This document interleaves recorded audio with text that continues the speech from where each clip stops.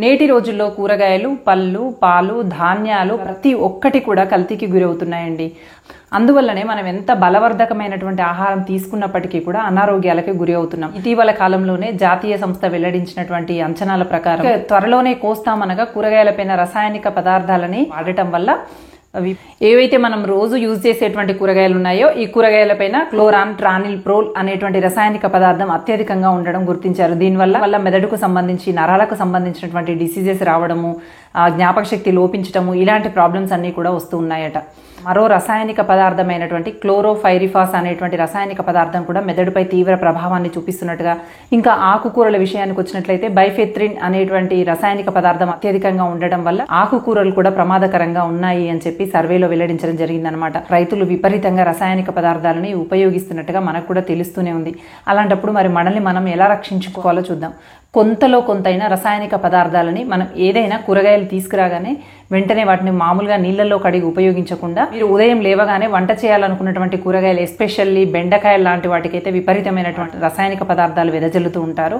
So మీరు ఏం చేస్తారంటే, మీరు ఉదయమే లేవగానే బేసిన్లో నీళ్లు తీసుకొని నీళ్ళల్లో ఉప్పు, చింతపండు వేసి కూరగాయలు అందులో వేసిన తర్వాత మీ మిగతా పనులన్నీ చేసుకునే లోపుగా ఈ కూరగాయల్లో ఉన్నటువంటి రసాయనిక పదార్థాలు కానివ్వండి, సూక్ష్మజీవులు కానివ్వండి అన్నీ కూడా క్లియర్ అయిపోతాయి. తర్వాత మీరు వాటిని తీసి మళ్ళీ శుభ్రంగా కడిగి అప్పుడు యూజ్ చేసుకోవడం ద్వారా కొంత మేరకు మనల్ని మనం రక్షించుకోవడానికి ఒక చిన్న అవకాశం. ఎవరో వస్తారు ఏదో చేస్తారనేది అబద్ధం అండి. కల్తీ జరుగుతున్నట్టు తెలియనిది ఎవరికండి? ఎంతమంది చూస్తూనే ఉన్నారు. కల్తీ జరుగుతున్నట్టు అందరికీ తెలుసు, కానీ దాన్ని నిరోధించే నాదుడే లేడు. అలాంటి సందర్భంలో మనమే బురదలో తామరలాగా బ్రతకటం నేర్చుకోవాలి. హంస ఏ విధంగా అయితే నీళ్లను వదిలేసి పాలను త్రాగుతూ బ్రతుకుతుందో మనం కూడా ఆ విధంగా కల్తీని వదిలేసి మంచి వైపు నడవడానికి ప్రయత్నం చేయాలి. యాపిల్స్ పైన వ్యాక్స్ రుద్దడం కానివ్వచ్చు, పళ్ళని కార్బైడ్ వేసి పండించడం కావచ్చు, ఇవన్నీ కూడా మనకి అనారోగ్యాలను తెచ్చిపెట్టేవి. మరి వీటి నుంచి ఎలా రక్షించుకోవాలి అన్నట్లయితే, ఆపిల్స్ తేగానే వాటిని కడిగి డైరెక్ట్గా తినకండి. వాటిని ఖచ్చితంగా చాక్తో మీరు పైన చెక్కు తీసిన తర్వాతే తినండి. అన్ని ఒకప్పుడైతే పొట్టుతో సహా తినమనే వాళ్ళు, కానీ ఇప్పుడు నమ్మటానికి లేవు కాబట్టి ఖచ్చితంగా పొట్టు తీసిన తర్వాతే తినండి. ఒకవేళ అలా తినాల్సినటువంటి పరిస్థితి వస్తే దాన్ని స్పూన్తో పైన అంతా కూడా చెక్ చేయండి వ్యాక్స్ ఏమన్నా ఉందో.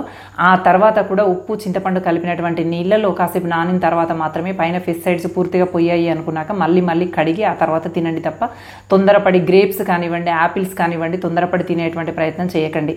అట్లాగే బనానాస్లో కూడా కార్బైడ్ పర్సంటేజ్ ఎక్కువగా ఉండటం వల్ల అవి చూడడానికి పై పచ్చ రంగులో ఉంటున్నాయి, కానీ లోపల మాత్రం అవి పండకుండా చాలా గట్టిగా ఉంటున్నాయి. ఇది కార్బైడ్ వేసి పండించడమే అవ్వడం వల్ల ఈ విధంగా జరుగుతుందన్నమాట.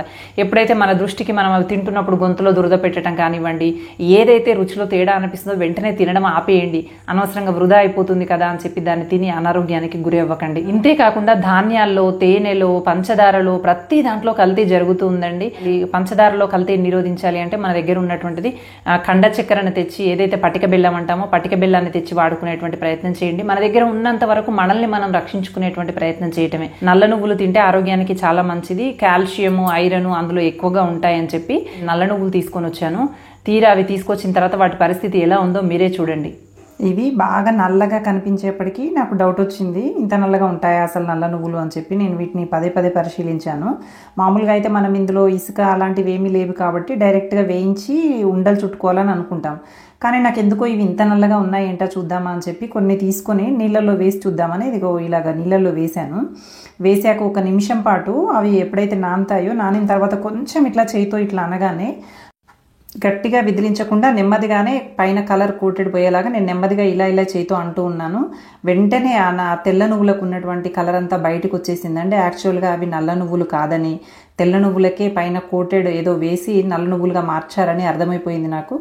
ఇంకా వెంటనే ఆ నువ్వుల్ని యూజ్ చేయడం పక్కన పెట్టేసి వీడియో చేయడం మొదలెట్టాను. నాలాగా ఎవరైనా ఇలా నల్ల నువ్వులు కనుక తెచ్చుకొని ఉంటే దయచేసి వాటిని పరిశీలించండి. యాక్చువల్గా నల్ల నువ్వులు ఇంత నల్లగా ఉండటం అనేది ఉండదేమో.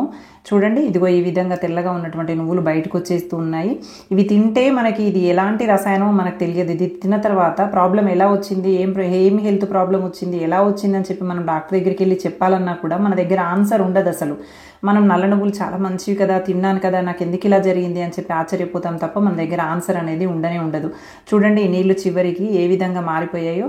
నిజంగా నాకైతే హెయిర్ డై కలర్ గుర్తొచ్చిందండి ఇది చూడగానే. ఎంత ఘోరమైనటువంటి పరిస్థితో కదా. ఇవి నేను రైతు దగ్గర సేకరించానండి. వీటిని కూడా సరే నల్ల నువ్వులనే అంటామట, ఇందులో రకరకాలుగా కలిసి ఉన్నాయి. వీటిని కూడా పరీక్షిద్దామని చెప్పి కాసిన నీళ్ళలో వేశాను. కానీ ఇవి ఏమాత్రం కూడా కలర్ చేంజ్ అవ్వకుండా జస్ట్ డస్ట్ పార్టికల్స్ మాత్రమే పైకి తేలి నిజమైనటువంటి నువ్వులుగా కనిపించాయి అన్నమాట. సరే, మనము ఇవనే కాదు ప్రతి విషయంలో కూడా చాలా జాగ్రత్త తీసుకోవాల్సినటువంటి అవసరం ఉన్నది. ఈ నువ్వుల్లో చెత్త, డస్ట్ అలాంటివి ఎక్కువగా ఉన్నాయి తప్ప ఎలాంటి రసాయనాలు అయితే ఇక్కడ మనకు కల్తీ కూడా కనిపించలేదండి. నీళ్ళ రంగు కూడా ఏమాత్రం మారకుండా అట్లాగే ఉండిపోయింది. జస్ట్ డస్ట్ మాత్రమే పైకి తేలింది. చూడండి, ఈ కల్తీ ప్రపంచంలో మనల్ని మనం జాగ్రత్తగా గమనించుకున్నట్లయితే నల్ల నువ్వులు అని చెప్పి నేను డైరెక్ట్గా ఫ్రై చేసి లడ్డూలుగా చుట్టాను అనుకోండి, ఎంత పెద్ద ప్రమాదం జరిగి ఉండేదో కదా. చూడండి, ఈ రెండింటికి హెయిర్ డే కలర్ లాగా మారిపోయింది ఈ నీళ్ళన్నీ కూడా. ఇంత ఘోరమైనటువంటి ప్రపంచంలో జీవిస్తున్నామండి మనం. ప్రతి ఒక్కరి వాకిట్లోకి వచ్చింది కల్తీ అనేది. మన దాకా వచ్చినప్పుడు చూద్దాంలే అనుకోకండి. మీరు ప్రతి విషయంలో కూడా తగు జాగ్రత్తలు తీసుకోండి. కూరగాయల విషయంలో, ధాన్యాల విషయంలో, పళ్ళ విషయంలో. కల్తీ ప్రపంచం ఎట్టిపోతుంది, మనం ఎంత ఆరోగ్యవంతమైనటువంటి ఆహారాలు తిన్నా ఎందుకు అనారోగ్యం పాలవుతున్నాం అనేటువంటి విషయాలు మీకు ఇట్టే అర్థమవుతాయి. అందుకని నేనేమంటున్నానంటే, ఎవరినో విమర్శిస్తూ కూర్చునే బదులు మన ఆరోగ్యాన్ని మనమే రక్షించుకోవాలి. ఇల్లాలుగా ఎస్పెషల్గా మీపైనే, మీ కుటుంబ సభ్యులందరి ఆరోగ్యం ఆధారపడి ఉంది. కాబట్టి ఇల్లాలు కాస్త తెలివితేటలతో ప్రవర్తించడం అనేది చాలా అవసరం. ఇల్లాలే ఇక్కడ ప్రముఖ పాత్ర పోషిస్తుంది. కాబట్టి మీరు జాగ్రత్త తీసుకుంటూ మీ చుట్టూ ఉన్నటువంటి వాళ్ళకు కూడా అవేర్నెస్ తీసుకురావాల్సిన కల్తీని కనుక గమనించినట్లయితే కింద కామెంట్ సెక్షన్లో తెలియజేయండి. నేను వాటి గురించి కూడా వీలైతే అందరికీ తెలియజేయడానికి ప్రయత్నం చేస్తాను. ఇదిగో ఈ క్లిప్పింగ్ కనుక పరిశీలించినట్లయితే ఎంత విషపూరితమైనటువంటి ఆహారాన్ని మనం కూరగాయల రూపంలో, పళ్ళ రూపంలో తింటున్నామో ఇట్లే తెలిసిపోతుంది మీకు.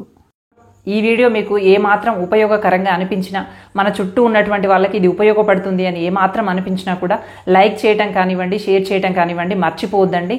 ఎందుకంటే ఇది చాలా అందరికీ ఉపయోగపడాల్సినటువంటి వీడియో. ప్రతి ఒక్కరిలో కూడా కనీసం ఈ మాత్రం చైతన్యమైన తీసుకురావాల్సినటువంటి బాధ్యత మనందరిపైన ఉంది అని భావిద్దాం. Thank you for watching. Bye.